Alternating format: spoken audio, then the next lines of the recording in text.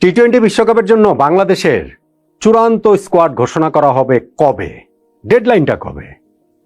15 সদস্যের সেই দলে কতজন এখন পর্যন্ত নিশ্চিত?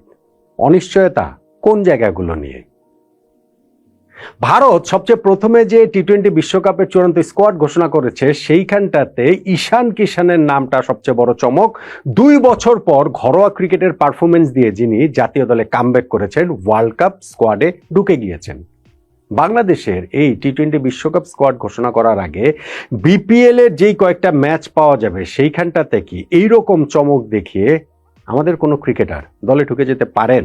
ওই যে অনিশ্চিত যে স্পটগুলো রয়েছে, এই সবকিছু মিলিয়ে আলোচনাটা করছি। যখন আমাদের স্কোয়াডটা ঘোষণা করা হবে তখন এইটার সঙ্গে তো আমরা সবাই আসলে মিলিয়ে দেখতে পারবো। টি-20 বিশ্বকাপ শুরু হবে আগামী বছরের ফেব্রুয়ারি মাসের 7 তারিখ থেকে।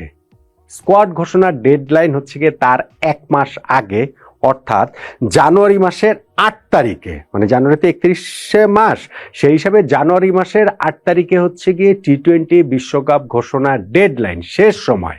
তবে সেই স্কোয়াড 15 সদস্য স্কোয়াডটা দিতে হবে, সেই স্কোয়াডটা চেঞ্জ করা যাবে ওয়ার্ল্ড কাপ মাঠে গড়ানোর 1 সপ্তাহ আগে পর্যন্তই।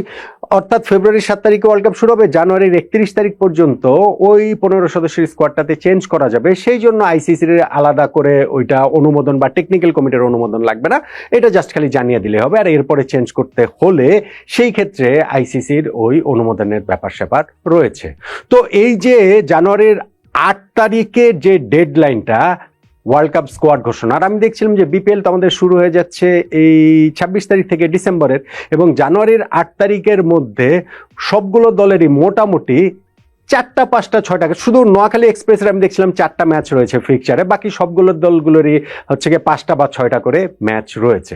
ফলে যেই স্পটগুলো অনিশ্চিত, যেই ক্রিকেটাররা অনিশ্চিত, তাদের জন্য বিপিএল এর এই ম্যাচগুলো কিন্তু ম্যাটার করে। আপনাদের একটু মনে করিয়ে দেই, চ্যাম্পিয়ন্স ট্রফির জন্য বাংলাদেশের যে স্কোয়াডটা ঘোষণা করেছিল সেখানে লিটন দাসের নাম ছিল না, এবং লিটন যেই দিন স্কোয়াড ঘোষণা করা হয়েছে দুপুরবেলা, তার কয়েক ঘন্টা পরে খেলতে নেমে তিনি সেঞ্চুরি করেছিলেন।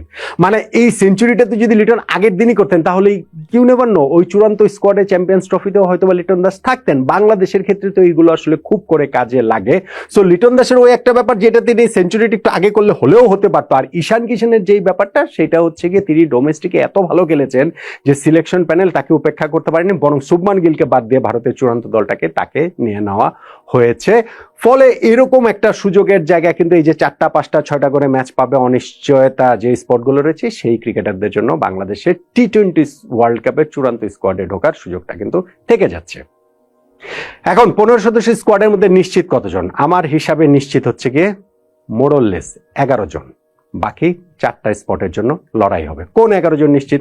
না, আমি একে একে অত ডিটেলসে না গিয়ে নাম ধরে ধরে যদি বলি, নাম্বার 1 ব্যাটিং অর্ডার ধরেও যদি বলি, নাম্বার 1 তানজিদ হাসান তামিম। তিনি আমাদের এখন ওপেনিংয়ে টি-20তে নাম্বার 1 ওপেনারই।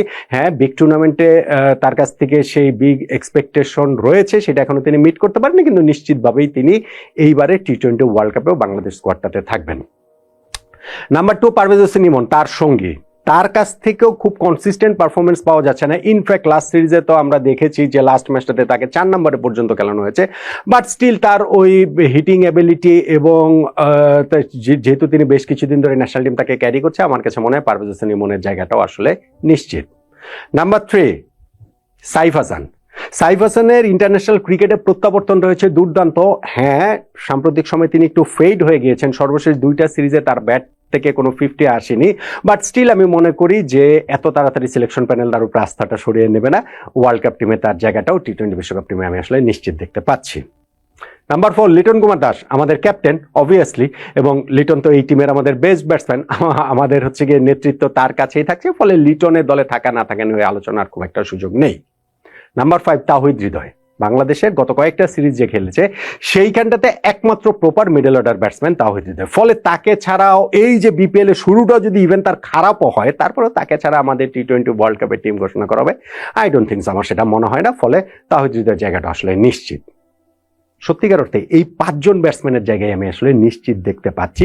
বাকিরা হচ্ছে গিয়ে বোলার 11 জনের মধ্যে ধরেন নাম্বার 6 মানে পরে 3টে স্পট আমি 3 স্পিনারের কথা বলি। নাম্বার 6 রিশাদ হোসেন, আমাদের লেগ স্পিনার, এই মুহূর্তেও বিগ ব্যাশে খেলছেন। গত বছর মানে এই বছরটাতে বাংলাদেশের হাইয়েস্ট উইকেট টেকার তিনি, 33টা উইকেট নিয়েছেন 26 ম্যাচে। ফলে Rishad Hossain obvious choice, spin ডিপার্টমেন্টে আপনি বলতে পারেন নেতৃত্বটাই তার কাছে থাকবে। নাম্বার 7 শেখ মাহেদী হাসানের খুব বেশি তিনি একাদশের সুযোগ ওইভাবে অত কনসিস্টেন্টলি পান না, হয়তো বা যতটা পাওয়া উচিত, এবং এটা নিয়ে তিনি নিজের ক্ষোভ উষ্মার কথাও জানিয়েছেন। বাট স্টিল আমি মনে করি যে টি-20 ওয়ার্ল্ড কাপ স্কোয়াডটাতে অন্ততপক্ষে তিনি থাকবেন। নাম্বার 8 থার্ড যে স্পিনার নাসুম আহমেদের জায়গাটাও আমি আসলে নিশ্চিত দেখছি। তিনি খুব কনসিস্টেন্ট পারফর্মার না, এটা যেমন সত্যি কথা, কিন্তু আমাদের এই জায়গায় যে খুব বেশি বিকল্প রয়েছে আমার সেটা মনে হয় না।